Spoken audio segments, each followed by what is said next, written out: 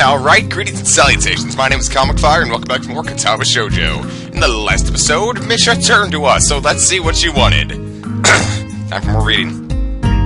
Unfortunately, we can't stay and show you around today, Hitchan. We gotta hurry already, because there's already a lot of work for us to do. You'll find your way around here, I'm sure of it. Wait, the teacher said I have to go see the nurse. Where do I have to go? Is that so? Well, we can at least show you that much. Come on, the nurses have their own building, so we have to go outside. We join the flow of students making their way down the stairwell and outside, with the girls pointing out the other senior classrooms in the same hallway as ours. When we get outside, the girls make their way to the smaller building right next to the school. It's built in the same style, so it looks like it's actually part of the main building. This is the auxiliary building here. There's a lot of official and important stuff inside, like the Yamaku Foundation office and the nurse's office. They even have a swimming pool. How was that official? Don't be silly, Hitchan. It's for physical therapy, of course. Anyway, all the nursing staff facilities are in there, too. The head nurse's office is on the first floor. You'll be fine from here, right? We'll be going then. See you tomorrow! Yeah, thanks, bye. A whole building for stuff that has nothing to do with the actual education? I guess it's necessary for a place like this. I walk in, hoping this will really only be a quick visit like the teacher said. On a white door on the left is a green cross with the text Head Nurse and a nameplate. A voice from the inside responds to my knock almost immediately, but I can't quite make it out. It sounded like a bit of an invitation to open the door, so I invite myself further in. The room is not large and it smells strange. A friendly-looking man turns around on his office chair to face me as I enter. His desk is neat and tidy, but the bin under the table is overflowing with used medical utensils, and there are at least a dozen coffee cup rings lingering on the desk. Hello there. I don't know. Hold on a minute. Hello there. What can I do for you today? He's young-looking and sort of rugged, but the dimples in his cheeks wash that impression away when he smiles. Are you the nurse? He smiles like a person who heard this very same question hundreds of times. Yes, I am. It says so on the door, nah? You can call me by my name or just a nurse, like everyone else. Of course, I shake off my confusion, realizing I should probably grab his extended hand. His handshake is rather firm and friendly. Right. I'm a new student, and my homeroom teacher told me to come and meet you. My name is Hisao Nakai. His eyes light up with revelation, and he snaps his fingers. Oh, you're that guy. I was just reading your file this morning. Some kind of a chronic arrhythmia and related congenital heart muscle deficiency, right? He gestures me to sit down in a vacant armchair in front of his desk. Yes.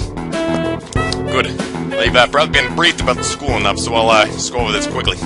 We have all kinds of facilities available, mostly physical therapy and such. There's always someone from a staff around, even at night, so never hesitate to call if there's a problem. The famous 24-hour nursing staff. Wow, this is like a hospital. Well, not exactly. For instance, we don't do brain surgery, This joke feels so out of place, and I'm left thinking why I even said it. Yeah, it's just that it's really weird to have so many medical people at a school. You'll get used to it. Not so sure of that myself, but I don't want the nurse knowing. Let me just find your file again. While he searches for something from his computer and shuffles stacks of papers around, I let my gaze wander around the room. It's the epitome of generic, I'd like to say. Beige walls and ceiling, dark gray laminated flooring, and all the equipment you'd expect from a school nurse's office.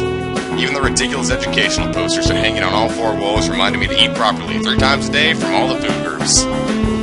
Smiling, the nurse draws a thick file from a stack of similarly thick files and opens it. So, you already have medication for the arrhythmia. Just remember to take your pills every morning and evening, or it won't be much in the way of help. Apart from that, do you know any sports? Right, stuff like, I don't know, boxing? He grins to his own joke, but I don't. Well, I played soccer occasionally with some classmates.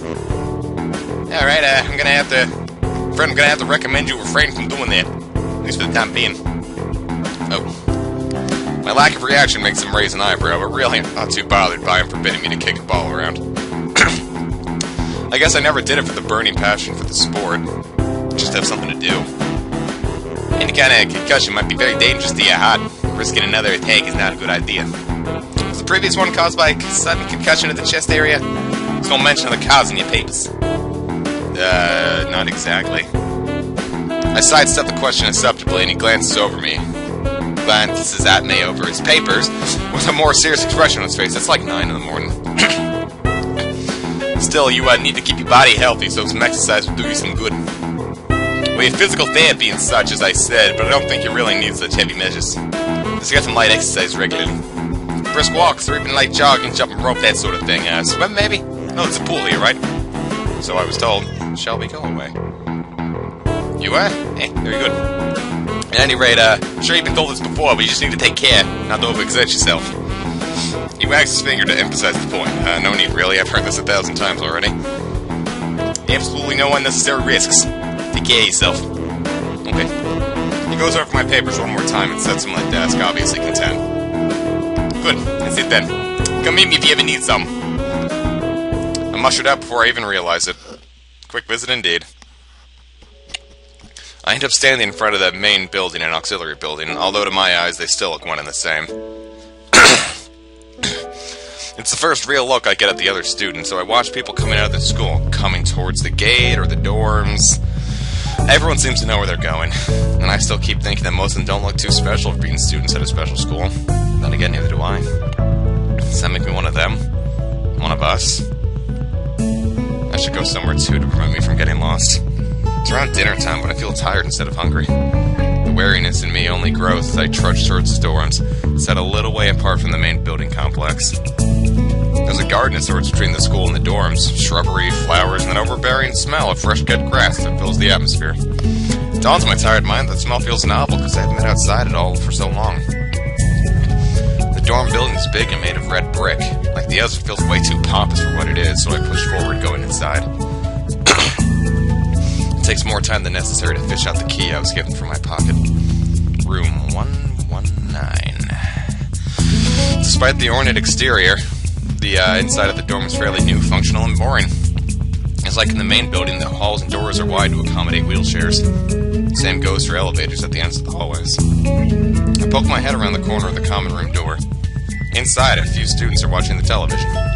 One nods and gives a quick hello before turning back to the TV.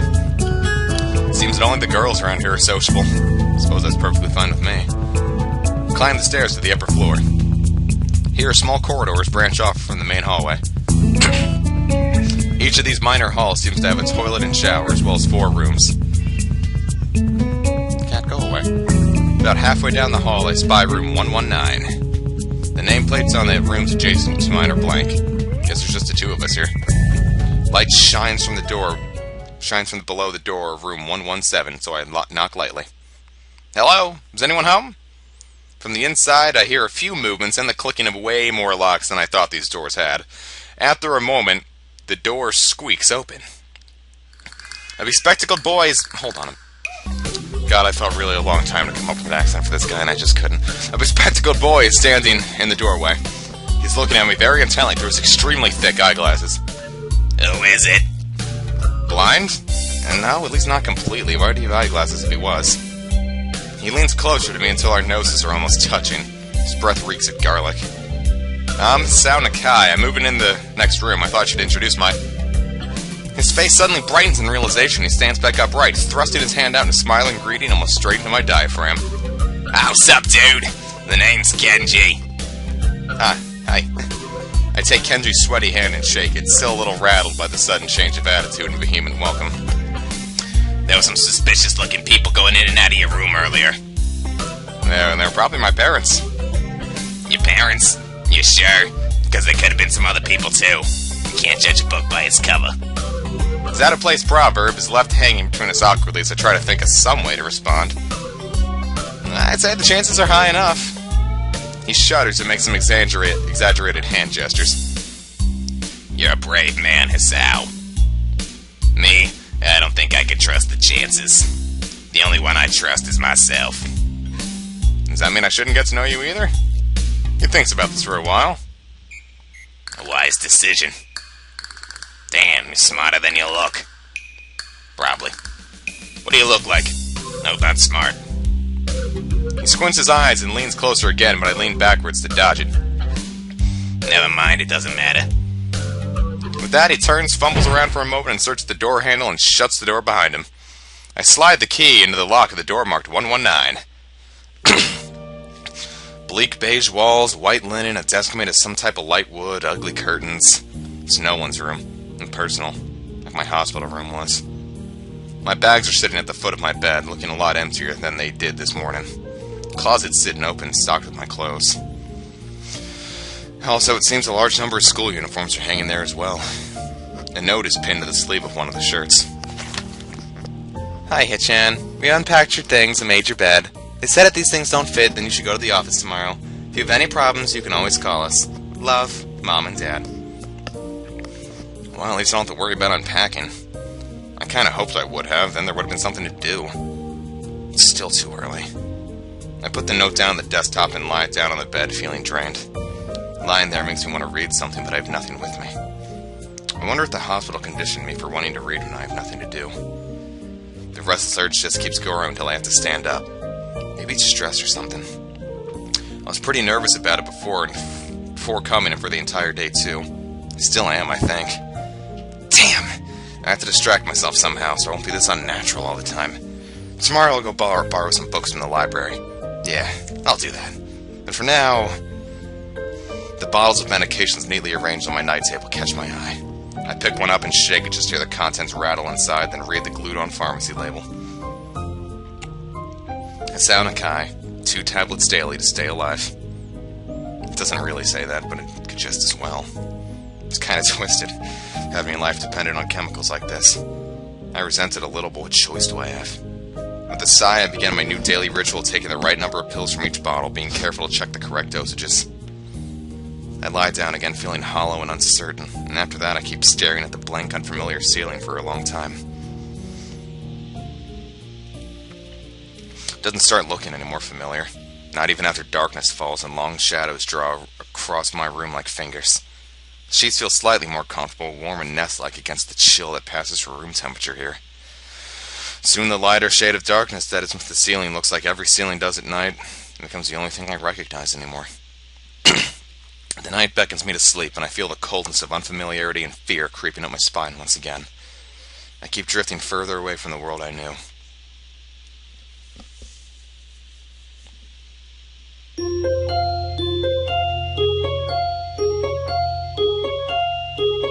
You can skip this part. I just chose to let that one play. I wake up in a strange room. Solid morning light shimmers against the gray light ceiling. I'd forgotten to draw the curtains closed last night. This is my room, isn't it? My room. This is the third room this year I'm supposed to call mine. Various things around here remind me that indeed, it is me who is supposed to be the one living here.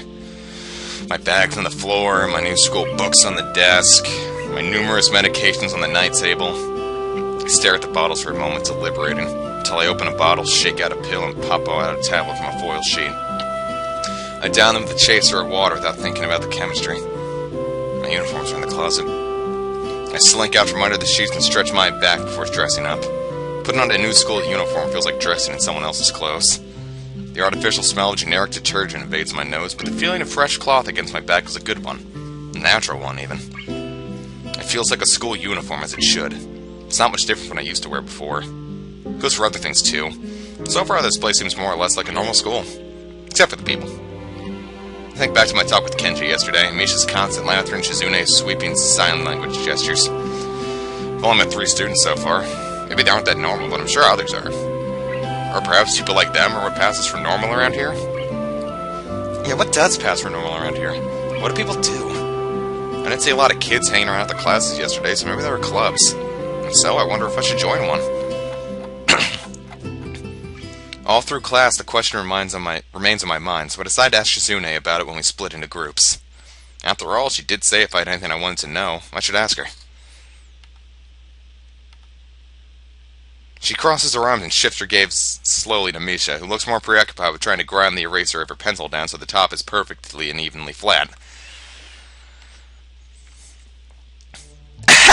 Sorry, Hitchan. Is there anything you wanted from me? Oh, I see. That's a good question, Hitchan. My first thought is that she doesn't know, which is worrying. Maybe I'm being too negative. Well, anyway, Misha, please don't prove me right. Oh, that's right. Everyone is encouraged to join a club. A lot of people do so because there really isn't anything else to do. There's also a lot of school events, like the festival coming up in a few days. Almost every student in the school tends to help out with it, doing whatever. So, you actually chanced it in at a pretty busy time. Maybe you can help out too.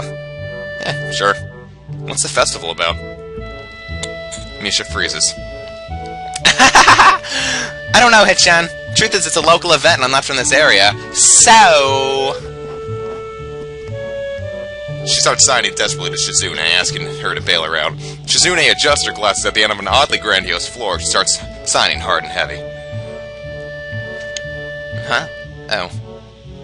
Who cares? Misha puffs out her chest as she shouts Shizune's words at me with a disproportionate amount of pride. Too loud. I can see heads turning to look in our direction. Not so loud. Human beings evolve with each new generation. The ideals and beliefs behind a festival will inevitably change with time. Now, it's about delicious fried food and amusing little games that you play to win prizes. The teacher clears his throat very loudly, batting his long wooden pointer against his palm like a baton. He shoots a pointed gaze at us. Finally noticing where we are, Misha stifles a yelp and quickly quiets down. Shizune doesn't seem embarrassed at all, though. Brushing it off without a care. In the middle of class and she's not working. That's right, Hitchan. But that's right. Hitchan, are you asking because you're interested in joining a club? Could have been my eyes playing tricks on me, but I think I saw a suspicious glance exchange between them. Misha's tone has also changed, although it does that every other word anyway. Yeah, I was thinking about it. Misha and Shizune look at each other again. I'm about to ask what they have in mind when something dark flutters in my peripheral vision, catching my attention. Out of the corner of my eye, I see the girl with long dark hair get up from her desk and slip silently towards the door. Doesn't seem like she was working in any group, and no one seems to notice her but me. I glance at the teacher, who's also looking at the dark-haired girl go. Why doesn't he say anything? Hitchan, is something wrong? Well, I guess we'll tell her what's wrong in the next episode!